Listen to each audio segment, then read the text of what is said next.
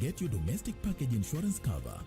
This includes house and its contents, domestic servants, owners and tenants' legal liability.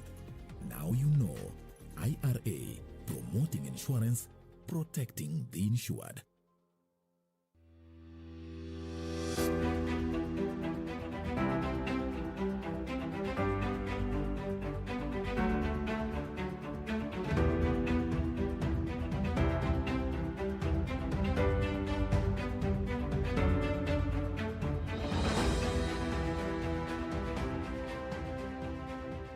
Kupata skiza tune hii, sala ya imani na matumaini, dial *811 *815 #. Sala ya imani. Mungu wangu na sadiki maneno yote linalosadiki na linalofundisha kanisa Katoliki la Roma, kwani ndiwe uliofundisha hayo, wala haudanganyiki wala haudanganyi. Amina. Sala ya matumaini. Ili kupata skiza tune hiyo ya sala ya imani na matumaini, dial *811 *815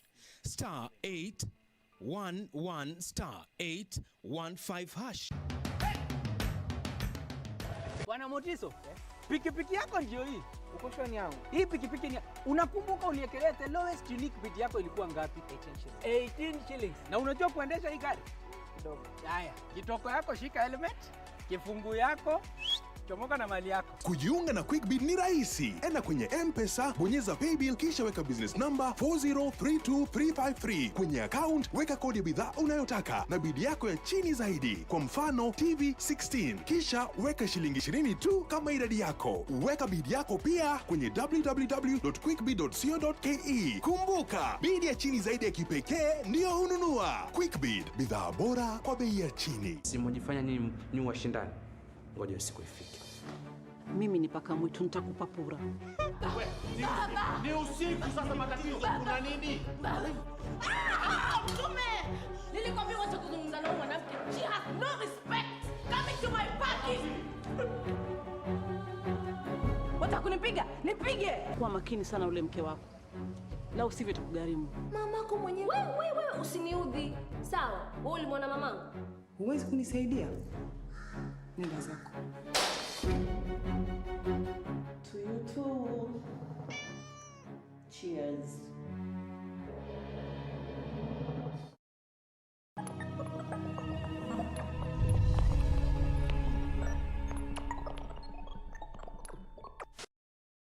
Nani vile? Kabiru. Pascal. Kama ni mtihani umefeli. Umetoka. Inaitwa kujipanga kabla hujapanga. Namtaka mwanangu Masha. Kati yako na mimi, ni nani anayemjua babake Masha vizuri? Kumbuka, mimi ni mamake.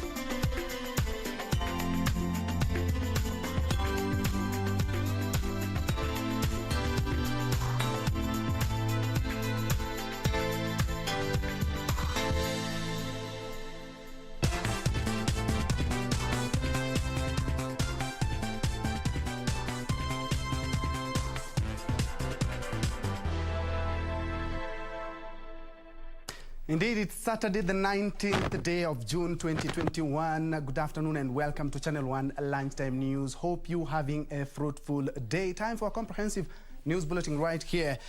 My name is Ben Troy Njue. Kindly take me through this so that we may be updated on what is happening currently in the country. And we begin in Thika, where friends, relatives, and also former colleagues and business associates have met so as to send off the late businessman Christopher Kirubi in Thika. Yesterday there was a requiem mass here in Nairobi, Karen. And right now let's listen in to what is happening in Thika.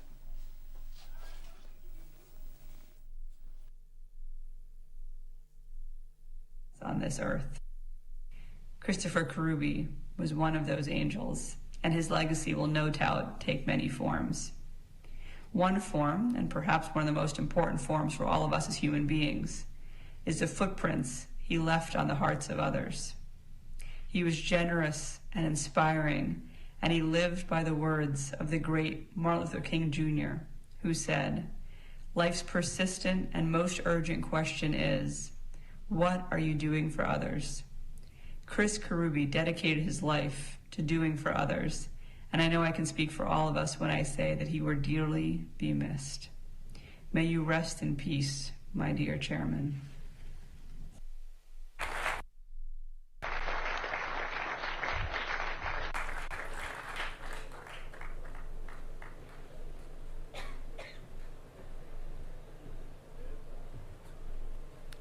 The next tribute is from Jim Kinyani.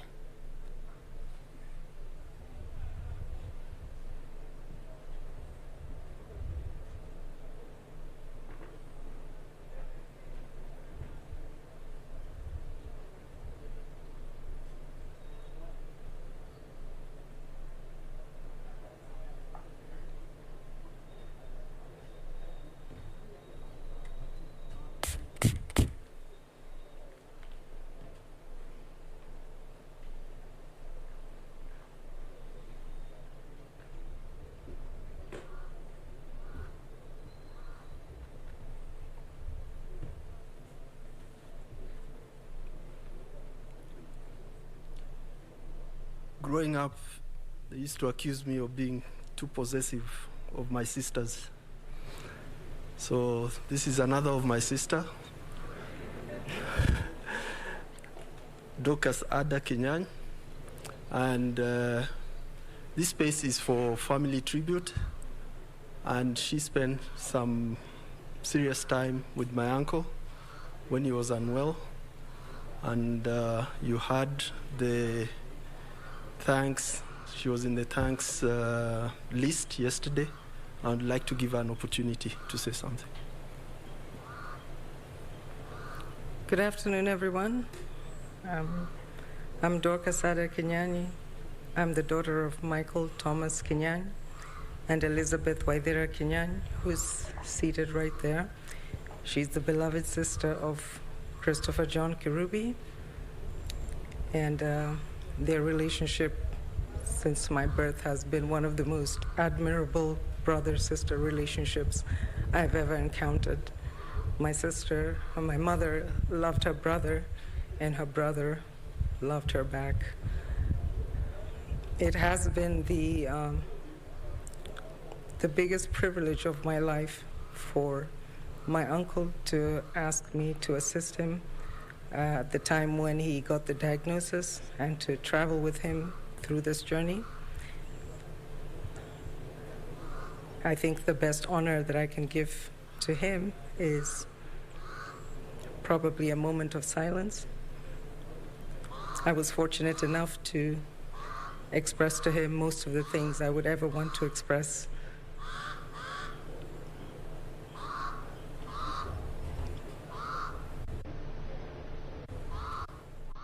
Indeed, those are just some of the tributes which continue to pour in following the fallen business magnate Christopher Kirubi, who died on Monday and at age 80 and will be buried later on at his farm in Thika. Of course, we have our team on the ground and we will be bringing you up-to-date information regarding that burial ceremony. From Thika, we go to Migori, where residents of Ragana in Migori County are calling on the government to move with speed and renovate Lichota Cemetery, which is in a pathetic state. Locals claim bodies at the cemetery have been disposed of in shallow graves, attracting hyenas that are exhuming them.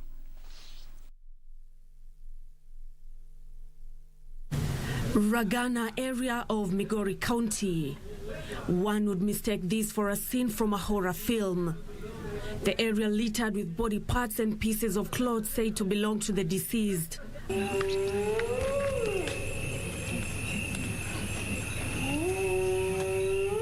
Apart from the stench, dusk in this village spells doom for the residents as howling hyenas scavenge on poorly disposed bodies.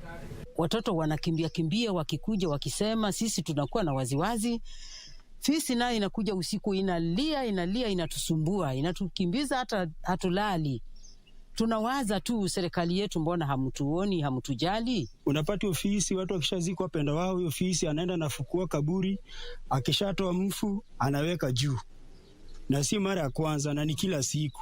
The area residents fearing for their safety and that of their children who often run into the body parts. Umbwa zinakimbia nazo, watoto wanaenda wanakimbia huku na huku wakitazama, wakiongea. Sasa tunashangaa sisi kama wazazi. Tuna shida. Jamani, mtusaidie. Domestic animals such as sheep have not been spared by the hyenas either. The villagers now want the Migori County government to relocate the cemetery or ensure bodies are disposed of properly. Iangalie njia mbadala ya watu kuzikwa wapenda wao. Juu pale hakuna security mzuri. Juu wale pia ni wanadamu, inafaa wanahifadhiwa mahali pazuri. Mimi naomba serikali yetu ya Migori ili angalie maneno kama hayo, kama wanaweza kuchimba shimo ndani kabisa karibu futi 5 ndio wazike mtu, inaweza kuwa ni vema katika kaunti yetu ya Migori. Nancy Okware, Channel 1 News. Where Bomet Governor Hilary Barchok has urged residents of Bomet to adhere to COVID-19 protocols to avert a devastating spread of COVID-19. Bomet County is among the 13 zone counties which have recorded an exponential rise in the number of COVID-19 infections. Bomet Governor Hilary Barchok has warned residents that they cannot afford to remain blind to the COVID-19 pandemic. The governor says just like other zoned counties, Bomet risks recording a rise in COVID-19 cases if contained measures are not observed. The announcement that was done yesterday actually came as a result of requests from all the governors, 14 of them in the Lake region. So it was a proposal through our meeting based on the trend and the numbers that we have been witnessing in the last few weeks. These protocols have been with us for the last 1 year and several months. So what we would only want to request our people that we avoid unnecessary movements outside the county and even outside your village. Questions have been raised about the effectiveness of containment protocols in the region, even as residents are warned against flouting the life-saving measures. A section of leaders in Kisii County are, however, calling for lighter but effective COVID-19 protocols. This week, the government moved to curb the spread of COVID-19 in the western region by announcing tougher containment measures. Na tumehakikisha kama makanisa imekuwa ikitekelezwa. So wakati tunaona makanisa inafungwa, eti watu wasije wakakutane kuomba na kumtukuza Mungu wakati wa changamoto, tunaanza kuona kwamba kidogo ni kwamba wale wanaofanya uamuzi kama huu hawako in touch kwa masinani ni nini naendelea katika makanisa. Kwa makanisa ndio watu wameobey. Ukiangalia hizi misambao zilisambazwa kwa political rallies ambazo zilikuwa huko Kisumu na kwingine, lakini kanisani variant haikutoka huko kanisani kwenda kusambaa western, ilisambazwa na siasa. Kevin Washira, Channel 1 News. And still on matters health, the Speaker of the National Assembly, Justin Muturi, is advocating for the formation of a Health Service Commission to address the fragile health sector. Addressing the Kenya Medical Association conference, Muturi called on stakeholders in the sector to robustly begin engagements with departmental health committees in both the National Assembly and Senate assemblies on how the sector can be managed in the country. The proposal to have a health commission to deal with the management of the health sector has been a thorny issue. Counties are not willing to let go the sector, which has billions of shillings in allocations, but health workforce believe the devolved unit lack capacity to man the sector. The National Assembly Speaker, Justin Muturi, is of the view that the sector be managed by a health commission. Addressing Kenya Medical Association conference, Muturi urged stakeholders in the sector to begin engaging Parliament on the same. In partnership to the persistent regimen of disputes between the government and healthcare-based trade unions is the formation of a Health Service Commission. Such a commission, with the finger on the pulse on emerging issues and short turnaround time, can cure the situation and bring greater sanity to our healthcare sector. Speaking separately in Kisii, Kenya Medical Association President Dr. Njue urged the National Assembly Speaker and legislators to ensure prudent enactment of laws that will enable an affordable healthcare system. I will want to work with the Speaker of Parliament and the Senate and Parliament members so that we can ensure that we have good legislation enacted where it's in the best. The many challenges we face in health, including the human resource for health. Caroline Kamal reporting for Channel 1 Lunchtime News. Indeed, watching Channel 1 Lunchtime News. Remember, we are live on all our social media platform. I see on Facebook, Frederick Niton. You're watching KBC News from Matoso in Nyatike. We have Bram Mupalia tuned in from Kajiado. Daka Dave, you're watching from Shauriako in Homa Bay, and also Modi, you're tuned in to Channel 1 at 1 p.m. Let's take a quick break. We'll be right back with more news.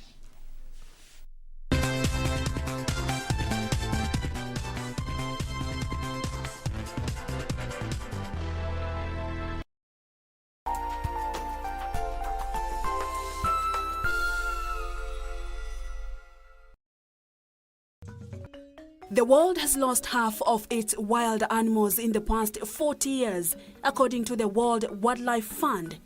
At this rate, the remaining species may become extinct if nothing is done, and in good time. The mountain bongo is critically endangered, and it's only found in Kenya, with less than 100 individuals existing in their natural habitat. When we take care of the forest, we are taking care of their habitat, and we are also sustaining the community livelihoods that are achieved through the forest.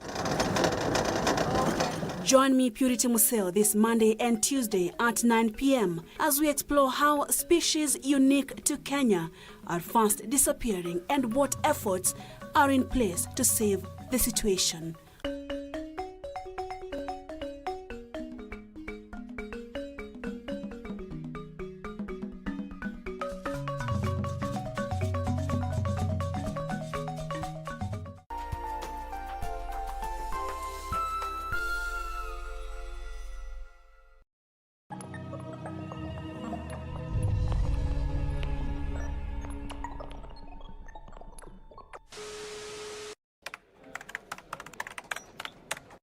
My number one instrument is the guitar. Music is the food of life. Play on. What's your number one? Malaria ni ugonjwa hatari sana unaoua watu wengi hapa Kenya. Japo kuko na corona, hatari ya malaria bado iko. Mtoto huyu alikuwa na joto jingi, kutetemeka, kuumwa na viungo na uchovu. Alikimbizwa hospitali ya umma ambako sheria za COVID-19 huzingatiwa na ni salama kwa shughuli ya upimaji. Vipimo vilionyesha kuwa ana malaria, na papo hapo daktari akampa dawa za malaria na kumshauri azimalize, na ili kujikinga wawe wakilala ndani ya neti iliyotibiwa. Malaria husambazwa na mbu. Walio hatarini ni watoto wa chini ya miaka 5 na akina mama wajawazito. Kupimwa na kutibiwa ni bure katika hospitali zote za umma. Usisahau adui malaria. Zero malaria huanza na mimi. Chukua jukumu leo. Komesha malaria. Ujumbe huu umeletwa kwenu na Wizara ya Afya. Bwana Motiso, pikipiki yako ndio hii. Uko shwani yangu. Hii pikipiki ni unakumbuka uniekelea the lowest unique bid yako ilikuwa ngapi? 18 shillings. Na unajua kuendesha hii gari? Kidogo. Haya, kitoko yako shika helmet, kifungu yako chomoka na mali yako. Kujiunga na QuickBid ni rahisi. Enda kwenye M-Pesa, bonyeza paybill kisha weka business number 4032353. Kwenye account weka kodi ya bidhaa unayotaka na bid yako ya chini zaidi. Kwa mfano TV 16. Kisha weka shilingi 20 tu kama idadi yako. Weka bid yako pia kwenye www.quickbid.co.ke. Kumbuka, bid ya chini zaidi ya kipekee ndio hununua. QuickBid, bidhaa bora kwa bei ya chini. Banki imeconfirm pesa zimeingia. Congratulations Sam, gari ni lako sasa. Shukran. Oi boss, suniache insurance yako nitumie kabla nijipange. Wah! Insurance ya gari haiwezi kuwa transferred kwa mtu mwingine. Sina habari na nikuulize, hii comprehensive insurance inakava vitu gani? Comprehensive motor insurance inakava gari linapoharibika wakati wa ajali pamoja na uharibifu wa mali ya mtu mwingine. Gari likiibiwa au likichomeka. Pia inakava passenger wa gari lako na passenger wa lile gari lingine kunapotokea ajali. Kwani umenisahau mimi kama driver? Dereva hakui covered na comprehensive insurance ila anajitafutia personal accident cover. Umenichanua. Rose, acha nishughulikie hiyo insurance, nitakujia gari kesho. Okay, sawa. Yeah. Ujumbe huu umeletwa kwako na IRA. IRA, bima bora kwa taifa. Atakuwa umemuulizia nani vile? Kabiru. Pascal, kama ni mtihani umefeli. Umetoka Imetoka kujipanga kabla hujapanga. Namtaka mwanangu Masha. Kati yako na mimi, ni nani anayemjua babake Masha vizuri? Kumbuka, mimi ni mamake.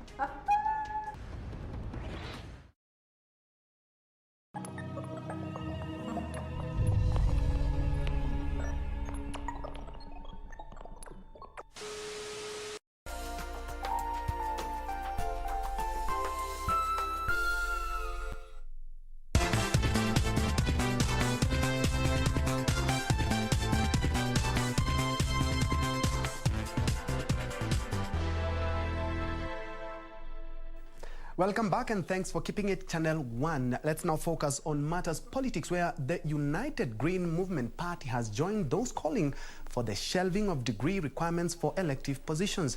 The party associated with former Njue MP Agostino Neto claims that academic qualifications are not a measure of leadership. With opposition to the enforcement of Section 22 of the Elections Act 2011 growing, the United Green Movement has joined the long list of leaders opposed to the requirement. The act, which the IEBC intends to enforce in next year's general election, requires those vying for MP or MCA to have an academic degree. UGM Secretary General Hamisa Malim argues that academic papers should not be used as a yardstick for leadership. It's important for all leaders to have some level of education. However, we would like to propose a review of the law, that the level of education required for elective posts be a post-secondary school qualification, which could be a certificate course or a diploma, and not mandatory bachelor's degree. The party wants the requirement scrapped as it would lock out good candidates from leadership. You know, that is how to live in utopia. It is good to know that all of us are created equal and we have certain inalienable rights, and part of those rights include civic and political rights, which make us express ourselves as the people of Kenya. As a party, we will therefore support any efforts to help legalize the legal review to this end. Deputy President William Ruto has also opposed the requirement and wants Parliament to amend the legislation. Already, Elgeyo Marakwet Senator Kipchumba Murkomen has signalled his intention to have a bill that will amend the election law to remove the requirement. The Constitution, Article 200 of the Constitution, provides for Parliament to make legislation for qualifications of both voters and candidates for all elective positions in Kenya. But Article 38 of the same Constitution says and prohibits any unreasonable restrictions being placed in the way of voters or candidates to be able to vie or vote in any election or referendum.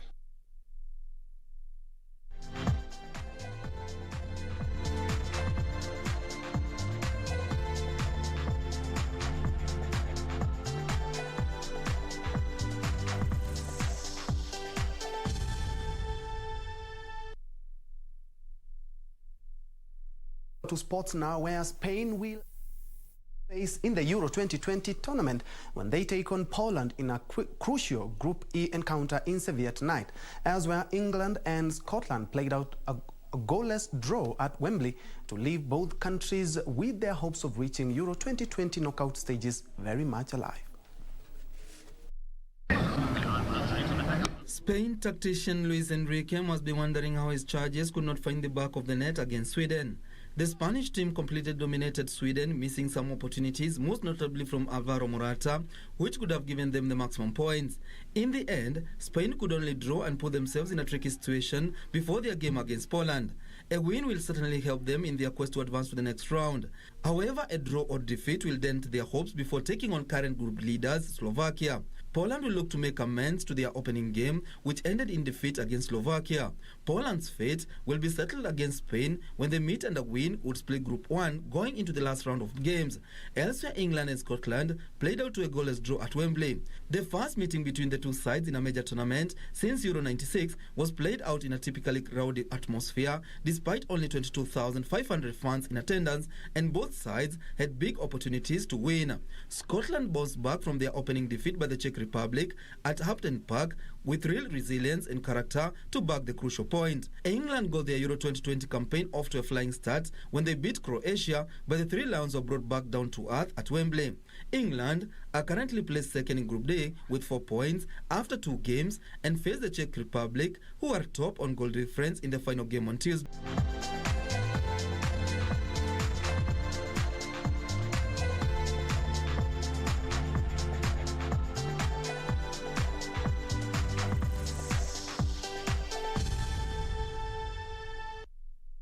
We've come to the tail end of this bulletin. Thank you so much for keeping me company. Of course, we have more news in our subsequent bulletin, and you can log on to www.kbc.co.ke for this news plus much more. Byron Abuli has been our sign language interpreter for this afternoon.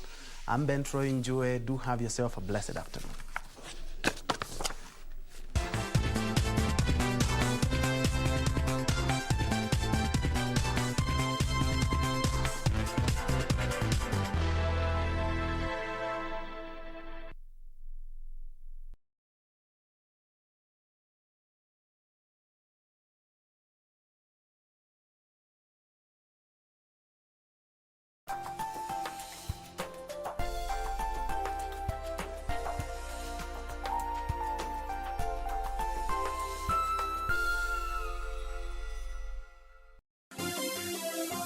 Vera Beauty College. Vera